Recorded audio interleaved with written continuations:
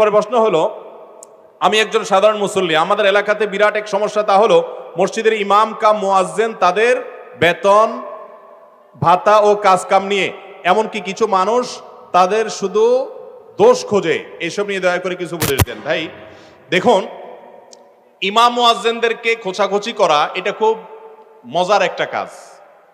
মানে আল্লাহর জমিনে কিছু লোক আছে, এই লোকগুলোর সবচেয়ে টেস্টি আইটেম হলো ইমাম মুয়াজ্জিন সাহেবের খোঁচানো।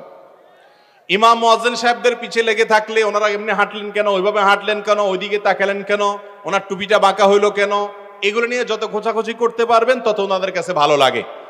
ক্রিকেট স্ট্যাম্পের সামনে দাঁড়িয়ে থাকা ব্যাটসম্যান ওই আল্লাহর বান্দা যে পরিমাণ টেনশনে থাকে, একজন ইমাম সাহেব বেচারা এর চেয়ে বেশি টেনশনে থাকা লাগে। কারণ যেই ব্যক্তিকে সবাই চার্জ করতে পারে, সবাই, সেই ব্যক্তির নাম ইমাম সাহেব হতভাগা। যে মসজিদের একেবারে সভাপতি সাহেব, মুতাওয়াল্লি সাহেব থেকে নিয়ে শুরু করে সাধারণ মুসল্লি সাহেব পর্যন্ত সবাই চার্জ করতে পারে যাকে, তার নাম কি?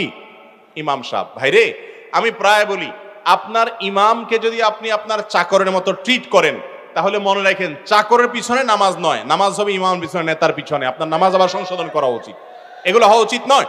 ভাইরা আমার, ইমামদের সম্মান দিতে হবে, আবার ইমামরা সম্মান নিতে জানতেও হবে। ইমাম নিজে যদি পয়সার খাক্কর হয়, তাহলে সে সম্মান কোত্থেকে পাবে? ইমামকেও আত্মসম্মান বোধ সম্পন্ন হতে হবে, আর এলাকাবাসী ইমাম সাহেবকে সম্মান করতে হবে। একটা কথা আমি বলি প্রায় সময়, মসজিদে যারা দান করেন, তারা দানটা কাকে করেন? মসজিদের দানটা কাকে করেন? আল্লাহকে না করেন? তাহলে এই টাকার মালিক কে? আল্লাহ।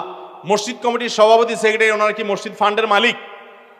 এই মালিক আল্লাহ তাআলা, কারণ সবাই আল্লাহকে দিয়ে দিয়েছেন। ওনারা শুধুমাত্র আল্লাহর তরফ থেকে সেটা ডিস্ট্রিবিউশন করছেন, দেখভালটা করছেন, ওনারা আল্লাহর ঘরের সেবক। অতএব ইমাম বা মুয়াজ্জিন ওনারা কারোর কোনো চাকর না, তারা সরাসরি আল্লাহর ঘরের চাকর। তারা কমিটি বলেন, মুতাওয়াল্লি সাহেব বলেন, অন্য কারোর চাকর না। যদি তাদেরকে চাকরের মতো ট্রিট করেন, তাহলে সেক্ষেত্রে গুনাহগার হতে হবে। মসজিদের খেদমত করতে এসে উল্টা আরো গুনাহগার হওয়ার ভয় আছে। আল্লাহ তাআলা আমাদেরকে বুঝার তৌফিক দান করুন। ইমাম সাহেবদের সাথে এরকম আচরণ আমাদের জন্য করা জায়েজ নয়।